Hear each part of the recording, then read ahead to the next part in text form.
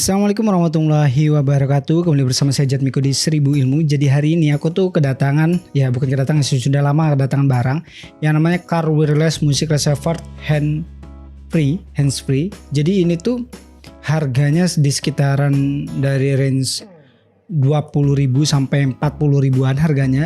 Bisa dicari di Tokopedia atau bisa langsung cek di link deskripsi.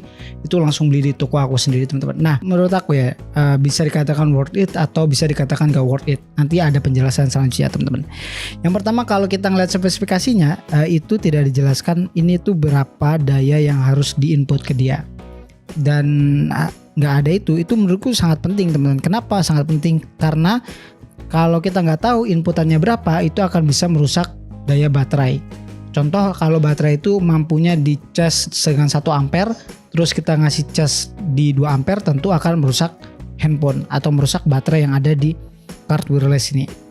Kalau dari segi kemasan sendiri, ini nggak kalah bersaing dengan produk-produk yang harganya 80.000 dari Onyx ya, 75.000 dari Onyx, ya ongkirnya sekitar 90-an lah jadinya. Itu kalau di Jawa ya, kalau mungkin di daerah lain akan menjadi lebih mahal lagi ya. Yang pertama kita buka dari belakang ya. Kita buka dari belakang. Oke, sebelum kita buka dari belakang, kita baca dulu, tadi lupa kita baca.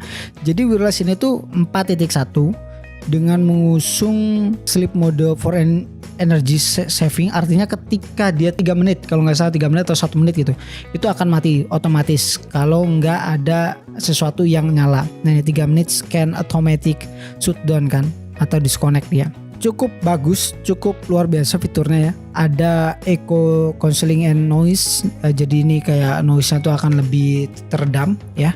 Dan yang kita ngeliat di sini tuh ada bisa sampai 8 jam horse music playing back dan sebagainya. Apakah itu benar atau enggak, teman-teman? Jadi nanti kita akan ada penjelasan selanjutnya, yang ini sebenarnya sudah ada di tanganku sejak bisa dikatakan 2-3 minggu jalan ini, teman-teman. Ya udah, langsung kita buka ya. Bam. Jadi isi kotaknya tuh ada ini kotaknya, kemudian ada ini ya.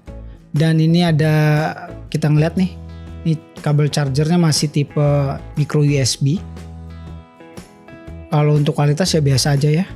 Kemudian kita dapat buku panduan kitabnya. Dan ini kita mendapatkan, nah ini yang penting nih. Ini bisa dicolok di mobil, teman-teman. Yang mobilnya old gitu, itu bisa dicolok ke aux-nya. Atau mungkin speaker-speaker yang old juga ya.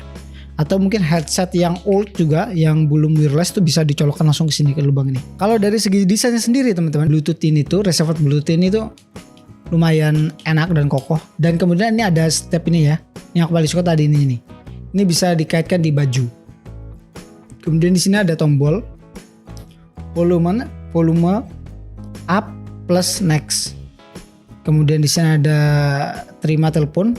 Kemudian di shutdown juga lewat sini, on juga lewat sini. Kemudian di sini juga volume down dan reverse ya, kayak gitu sih. Ini lubangnya bisa dipakai buat headset dan sebagainya. Kalau di bawah untuk charge ya, seperti itu. Kemudian kalau kita hidupannya, teman-teman, hidupannya tuh tinggal ditekan gini sampai menyala. Nah, seperti ini. Nah, untuk connect-nya dia akan berwarna biru, teman-teman. Connect-nya akan berwarna biru.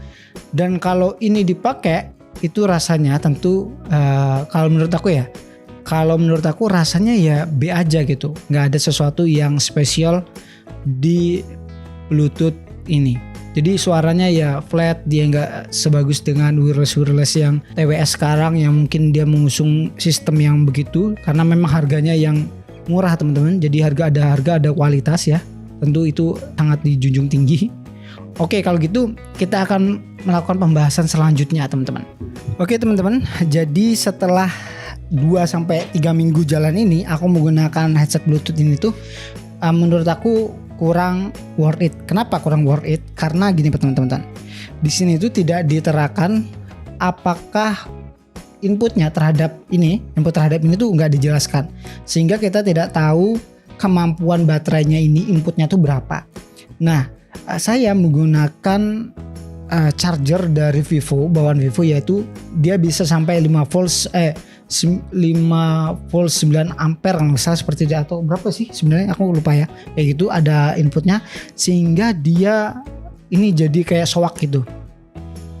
jadi soak kayak gitu. Baterainya yang awalnya memang dia bisa sampai mungkin dari range kita pemakaian ya, mungkin dari aku pakai jam 8 sampai lumayan jam pagi, mungkin 8 jam itu bener bisa nyampe teman-teman. 8 jam memang bener sampai. Tapi ingat, kita harus menggunakan chargers yang mungkin di bawah dari 2 ampere atau yang auto charge otomatis itu jangan sampai digunakan. Jadi sehingga kalian harus menggunakan daya yang lebih kecil atau mungkin daya laptop atau sesuatu yang inputnya kecil terhadap ini ya, karena bisa jadi merusak baterainya. Ini sudah rusak teman-teman baterainya. Jadi selama 2 minggu saya pakai ini tuh langsung rusak.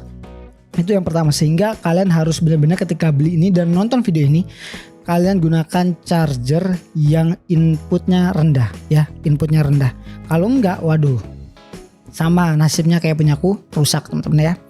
Dan kalau untuk suara sendiri teman-teman, kalau untuk suara sendiri Bluetooth ini tuh menurut aku ya biasa aja, tidak ada bassnya yang dem sehingga headset yang kalian bawa atau headset bawaan itu ya biasa aja hasilnya, karena ya kita tahu harganya yang segini, harga yang murah.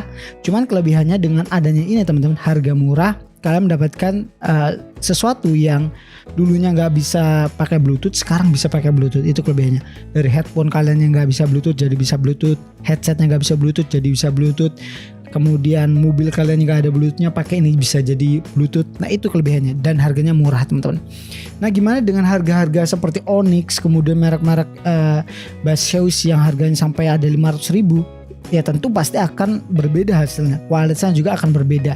Sehingga ketika kalian ingin membeli ini teman-teman, perhatikan chargernya, perhatikan daya inputnya berapa, karena ini berpengaruh kepada baterai. Kita tidak tahu ini baterainya seperti apa, nanti kalau kita rusak kita ganti, mungkin ini langsung dibuang kalau seandainya rusak.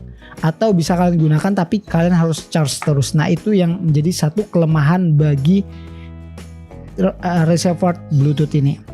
Yaudah teman-teman, sekian dulu dari saya Jatmiko, saya pamit dulu dari wassalamualaikum warahmatullahi wabarakatuh. Dan jangan lupa untuk klik like, subscribe, and share teman-teman. Semoga bisa bermanfaat dan jangan sampai kalian membeli barang terus kemudian rusak dan kalian menyesal ya. Ingat karena ketika inputnya lebih besar dan dia tidak bisa menerima, tentu rusak otak kalian. Ketika kalian paksa untuk belajar sesuatu yang berat, tentu pasti hang, akan stres dan sebagainya, sama kayak baterai juga. Sekian dari saya Jatmiko, bye bye.